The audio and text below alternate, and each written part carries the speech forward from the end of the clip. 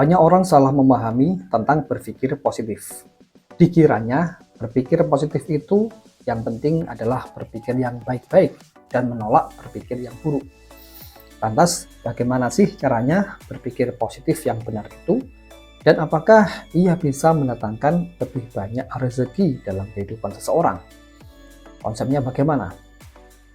Simpelnya begini, berpikir positif itu ialah berpikir yang menguntungkan bagi orangnya. Jika tidak menguntungkan, maka itu dikatakan berpikir negatif. Walaupun dikatakan positif bagi orang lain, tetapi tetap saja itu adalah berpikir yang negatif. Kenapa? Karena tidak menguntungkan bagi orangnya sendiri. Contoh, misalnya ada sebuah banjir yang melanda di dekat rumahnya. Lantas orangnya mengatakan, "Sudah, tenang saja, nanti juga akan surut banjirnya." Nah, ini bisa dibilang berpikir positif karena berharap yang baik, berharap airnya akan surut. Ya, tapi justru sangat membahayakan bagi orangnya ataupun orang lain. Sebenarnya ini tidak bisa dikatakan berpikir positif, melainkan berpikir yang sembrono. Ya, sembrono adalah berpikir negatif dengan istilah lain seperti itu. Karena kemungkinannya banjir bisa meluap lebih besar dan menenggelamkan rumahnya. Nah, harusnya berpikir bagaimana? Dalam konteks barusan, yang lebih tepat harusnya berpikir seperti ini. Apa yang harus saya lakukan supaya selamat dari banjir ini? Nah, dengan cara bertanya seperti ini, akan memungkinkan dirinya bisa selamat dari banjir. Kemudian, kalau dia sudah selamat dari banjir, langsung disusul dengan pertanyaan, bagaimana agar kedepannya tidak terjadi lagi banjir seperti ini? Nah, pertanyaan kedua dimaksudkan agar kedepannya tidak terjadi kejadian yang serupa. Hal ini merupakan teknik refleksi yang berorientasi pada solusi. Jadi, seperti itu caranya berpikir yang positif. Loh, tapi kok menggunakan pertanyaan ya? Memang betul. Tahukah Anda bahwa bertanya adalah salah satu cara untuk mengeksplorasi potensi diri agar ia keluar dari dalam diri kita? Potensi manusia itu ada dalam dirinya ya. Seperti yang pernah diungkapkan pada salah satu asumsi NLP, mengatakan manusia sudah memiliki sumber daya yang ia butuhkan untuk berhasil. Atau manusia sudah memiliki sumber daya yang ia butuhkan untuk mendapatkan solusi. Nah, sumber daya ini adalah sebuah potensi atau sebuah solusi yang berada dalam diri manusia. Dan cara untuk mengeluarkannya salah satunya adalah dengan bertanya yang tepat. Jika pertanyaannya itu salah, maka hasilnya juga salah. Tapi bila pertanyaannya benar dan tepat, maka hasilnya juga benar dan tepat.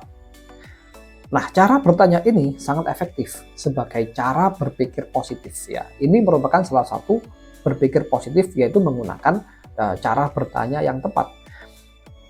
Dan efeknya apa? Bisa memberdayakan bagi dirinya, sehingga orangnya ya, kita mungkin yang melakukan teknik bertanya itu akan banyak diuntungkan dari segala aspek. Terus apa hubungannya dengan mendatangkan lebih banyak rezeki sebagaimana judul yang saya usung di video ini? Jadi begini, sebenarnya itu hanyalah sebuah potensi akan terjadinya sesuatu hal baik yang diharapkan, yaitu rezeki itu sendiri. Di mana berpikir positif dan memberdayakan berpotensi lebih didekati rezeki daripada berpikir yang negatif. Contoh, mengeluh dengan naiknya harga makanan itu justru berpikir negatif, di mana hal ini secara getaran energi, secara vibrasinya ke semesta itu menjauhkan diri kita dari keberlimpahan. Berpikir positif yang benar bagaimana? Misalnya, di saat ada harga barang-barang naik, seharusnya berpikir seperti ini. Ini kalau menggunakan teknik bertanya ya. Bagaimana agar saya lebih makmur lagi sehingga ini terasa murah ya, sehingga barang-barang yang saya beli ini terasa murah. Atau berpikir dengan langsung memberikan makna baru pada peristiwanya. Contoh, harga makanan naik, harga bahan pokok naik, harga BBM naik, semua harga di pasar naik. Ini artinya rezekiku sebentar lagi juga naik sehingga aku tenang-tenang saja. Nah, jadi harga barang naik sama dengan rezekiku juga naik. Seperti itu. Nah, begitulah cara-cara berpikir positif yang benar, yang konstruktif. yang menguntungkan bagi orangnya, sehingga itu berpotensi mendatangkan lebih banyak rezeki. Memang dalam kenyataannya itu tidak ujuk-ujuk kita lebih makmur, tidak, tapi potensi kemakmurannya lebih besar daripada kita berpikir negatif atau berpikir mengeluh yang justru membuat mental kita miskin dan jauh dari keberlimpahan. Nah, begitulah caranya berpikir positif yang benar itu, dan jauhi cara-cara berpikir negatif yang seperti ini. Ya, di antaranya harga barang-barang naik, saya berharap pemerintah memberikan bantuan ekonomi. Nah, seperti itu. Itu jangan dilakukan. Barang-barang harganya naik semua, bagaimana sih ini kerja pemerintah? Misalnya ya, itu jangan dilakukan. Atau juga begini, dikit-dikit naik, tiap tahun harga BBM naik, bahan makanan pokok naik semua. Ini bagaimana sih? Gaji juga tidak naik dan sebagainya. Ini akan mengeluh. Justru apa? Menjadikan perasaan kita perasaan miskin, mental miskin, dan jauh dari keberlimpahan. Kenapa berpikir seperti ini harus kita jauhi? Karena itu adalah ungkapan-ungkapan yang menjadikan perasaan kita kesal, perasaan kecewa, bahkan marah terhadap keadaan, yang justru menimbulkan perasaan negatif dan jauh dari perasaan kemakmuran. Perasaan adalah energi yang keluar dari diri kita, dan energi ini yang ditangkap oleh semesta secara otomatis di saat itu juga. Kemudian dihadirkan lagi dalam bentuk kenyataan kepada orangnya itu. Sedangkan cara berpikir yang sebelumnya, yaitu cara bertanya atau menggunakan makna yang positif, itu adalah cara berpikir yang memberdayakan, yang konstruktif, yang membangun perasaan berdaya, perasaan lebih optimis, dan menjadikan kita lebih tenang, sehingga memancarkan vibrasi atau energi power ke semesta. Energi kita powerful, energi kita baik, sehingga itulah yang dihadirkan dalam bentuk kenyataan dalam diri kita, ya, pada kehidupan kita, seperti itu. Kuncinya di sini adalah rasa. Rasa itulah yang mewujud. Sebagaimana ungkapan, doamu adalah rasamu, atau rasamu adalah doamu. Ya, dan doa ini berasal dari kata-kata yang kita ucapkan secara lisan ataupun dalam hati. Kata-kata apa yang diucapkan secara sadar itulah yang menjadi rasa. Jadi, kunci utamanya sebenarnya ada pada pilihan kata-kata yang kita ucapkan. Kata-kata apa yang kita ucapkan itu berpengaruh langsung pada perasaan, pada emosi, dan pada tindakan. Kemudian tindakan akan menjadi habit kehidupan kita. Inilah yang juga diajarkan dalam kelas Amazing NLP Online, ya, di mana kita akan belajar bagaimana mengubah kenyataan hidup hanya dengan mengganti kata-kata yang kita ucapkan, hanya dengan mengganti persepsi dan pemahaman serta belief system kita, sehingga kita mampu hidup ideal sebagaimana yang kita harapkan. Oke teman-teman, sebelum lanjut pembahasan kita, saya infokan dulu bahwa sekarang sudah dibuka kembali latihan Amazing NLP Online atau Neuro Linguistic Programming, yaitu suatu pelatihan yang akan mengajarkan Anda bagaimana mengenali dan memaksimalkan kinerja pikiran Anda sendiri. Pelatihan ini didesain untuk pemberdayaan diri, kesuksesan karir, peningkatan finansial, menciptakan keberuntungan, performa puncak, dan mengatasi masalah apapun dengan cara memprogram ulang pikiran. Nah, di saat Anda bisa memprogram ulang pikiran, maka diri dan kehidupan Anda akan mengikuti sebagaimana program pikiran Anda tersebut. Apa saja materinya? Ada banyak materinya. Di antaranya ialah yang paling utama, 1. Mengenali cara kerja pikiran. 2. Teknik self-coaching untuk mengatasi berbagai masalah apapun. 3. Belief system dan limiting belief. 4. Teknik mengatasi mental block dengan cepat. Dan berbagai macam teknik lainnya yang sangat berguna untuk memprogram ulang pikiran. Peserta terbatas, silahkan Anda boleh saja mendaftarkan diri sekarang. Info pendaftarannya ada di deskripsi. Dan saya juga ada 2 produk buku.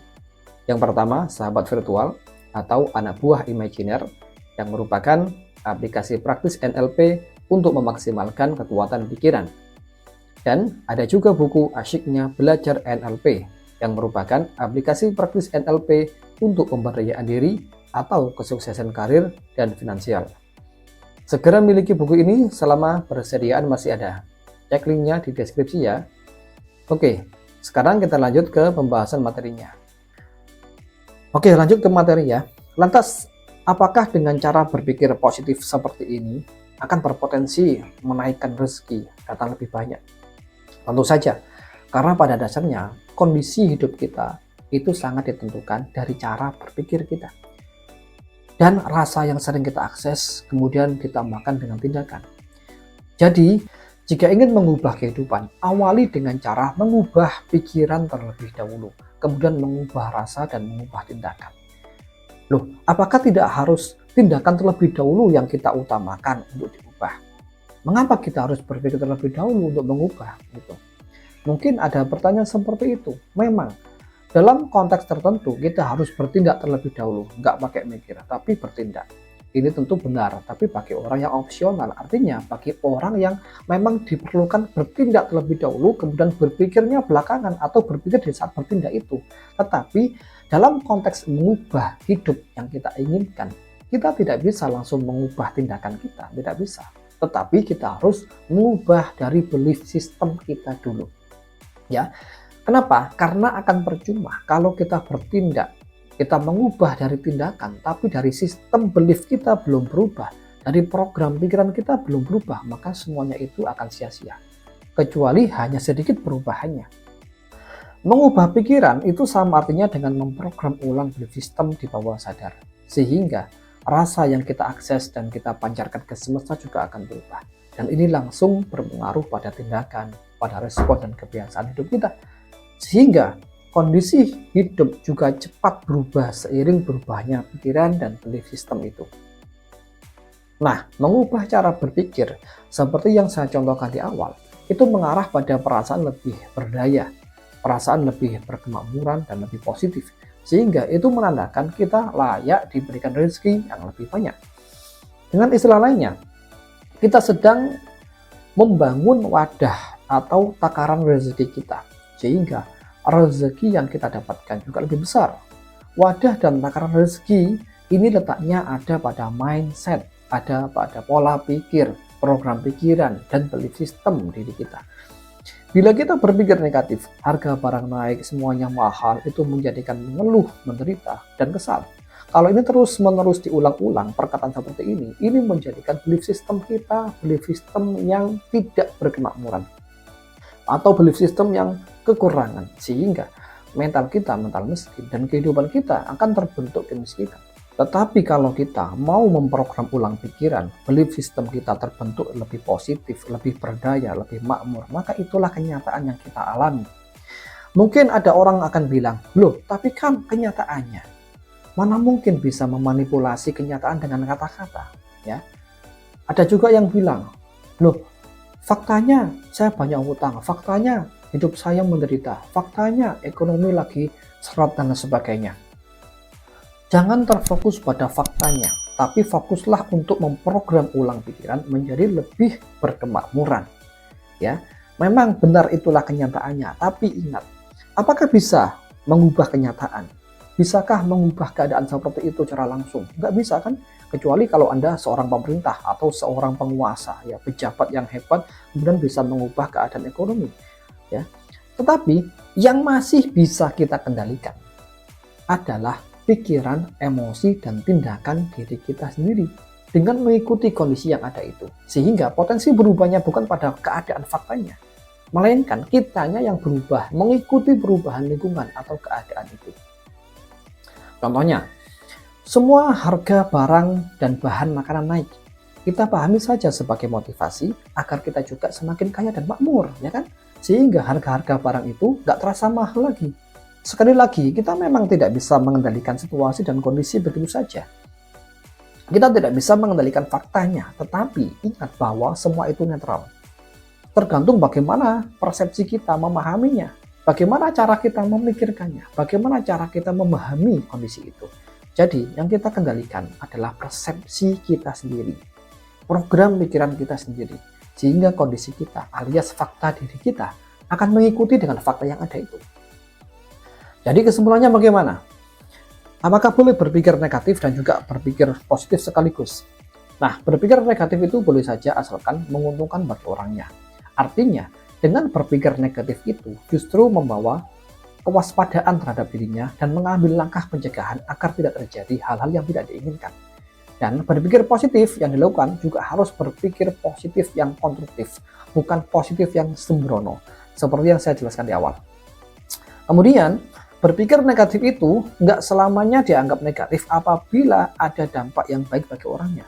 Misalnya ya, orangnya menjadi lebih waspada terhadap hal buruk yang akan terjadi. Dan berpikir positif juga tidak selamanya dianggap positif apabila justru berdampak merugikan bagi orangnya. Jadi menurut saya, porsinya itu harus seimbang antara yang negatif dan positif. Kita tidak boleh terlalu negatif sampai tidak mengetahui kebaikan yang akan terjadi. Dan juga tidak boleh berpikir terlalu positif sampai mengesampingkan hal-hal buruk yang akan terjadi. Jadi keduanya harus digunakan secara seimbang dalam hidup ini. Oke teman-teman, terima kasih sudah menyimak. Sampai jumpa pada video berikutnya.